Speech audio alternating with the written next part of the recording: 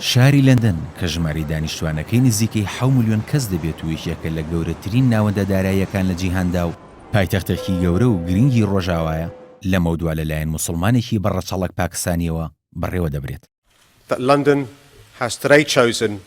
سادق خان کە چیرۆکی سەرکەوتنێکی گەورەی بۆ خۆی تۆمار کردو بووە نمونەی پێکەوە ژیان و تێکەڵبوونی نێتەوەکان و گەشتنیان بۆ پۆست و پلەپایە لە کۆمەڵگەی بەریتانیا بەتایبەتی و ڕۆژئاوا بەگشتی لە هەڵبژارنەکانی پەرلەمانی هەرێمەکانی سکۆتلەندا و ئایرلەندا و وێڵز و ئینگلتەرا کە شانبەشانی هەڵبژاردننی شارەوانی لەندەن لە پێنجی ئەم مانگەدا بەڕێوە چوون. سادق خان وەک کاندیدی پارتی کرێکاران توانی بەسەر زاک گۆڵدسمیس کوڕە ملیاردێر و کاندیدی پارتی پارێزگارانی دەسەڵاتداردا سەر بکەوێت و پۆستی سەرۆکی شارەوانی لەندەن بەدەست بهێنێت. بەوەش بووە یەکەم موسڵمان ئەو پۆستە وەربگرێت. بەڵام گەشتنی بۆ پۆستە هێندە ئاسان نەبووە و لەلایەن دەیڤید کامێرۆن سەرۆکوەزیرانی بەریتانیاوە بۆ تۆمەتبارکرا بوو کە پەیوەندی بە گروپێکی توندڕەوە هەیە و بەشداری لە ژمارێک کۆبوونەوەی گروپە توندڕەوە ئیسلامیەکاندا کردووە. لە 60ەکانی سەدەی ڕابردوودا خێزانەکەی سادق خان لە پاکستانەوە ڕوویان لە بەریتانیا کردو. باوکی بۆ ماوەی 20 ساڵ کاری شۆفێری پاسی لە شەقامەکانی لەندەن دەکرد تا ژیان بۆ خێزانەکەی لە گرانترین شارەکانی جیهان لە ڕووی خەرجیەوە دابین کرد. لە 8 تشرین یەکەمی ساڵی 1970دا سادق خان لە ناوچەی توتینگ لە باشووری شاری لەندەن لەدایک بوو کە ئەو کات خۆی و خێزانەکەی لە یەکیەکی نیشتەجێبوونی حکومیدا ژیانێکی سادەیان بەسەر دەبرد.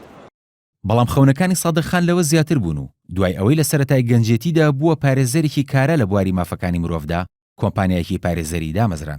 دواتر ڕووی لە سیاست کردو بووە ئەندام لە پارتی کرێکارانی بەریتانیا. لە ساڵی 2005دا هەوڵەکانی گەیاندیە پەرلەمانتار لە ئەنجومەنی گشتی بەریتانیا. لە ساڵی 2007دا لەلایەن گۆردن براون سەرۆکوەزیرانی پێشووی بەریتانیاوە کرایە ڕاوێژکاری حکوومەت بۆ کاروباری پەرلەمان. لە ساڵی 2008دا بووە دووەم موسڵمان لە حکوومەتی بەریتانیا و پۆستی وەزیری گواستنەوەی پێدرا. سادق خان بەڵێنی داوە لە پۆستەکەیدا دژ بە تیرۆر بوەستێتەوە و شاری لەندەن لە هەر هێرشێکی چاوەڕوانکراو بپارێزێت. هەوڵیش دەدات بەریتانیا لە چوارچەوەی ئەندامێتی لە یەکێتی ئەوروپادا بمێنێتەوە. لە کاتێکدا زاک گۆڵدسمیسی ڕکابەری داوای جیابوونەوە دەکات. سیاسەتی ناوخۆی سادق خان خۆی لە دابەزاندنی نرخی یەکەکانی نیشتەجێبوون لە لەندەن و پێشخستنی هۆکارەکانی گواستنەوەدا لەگەڵ بنبڕکردنی تاوان لە شارەکەدا دەبینێتەوە. هەروە فشاری کردوتە سەر حکوومەت تا 3000 منداڵی پەناخوازی سووری لە بەریتانیا وەک پەنابەر وەربگرێت. دوا بەدوای سەرکەوتنی هەڵبژارنەکاندا سادق خان ڕایگەیاند گەورەی شاری لەندەن لەوەدایە کە هەر باگراوندێکی ئاینیت هەبێت دەبیتە هاوڵاتیەکی لەندەنی.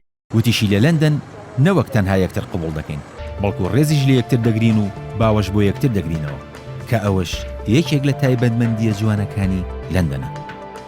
کاروان شێخ موحسین NRT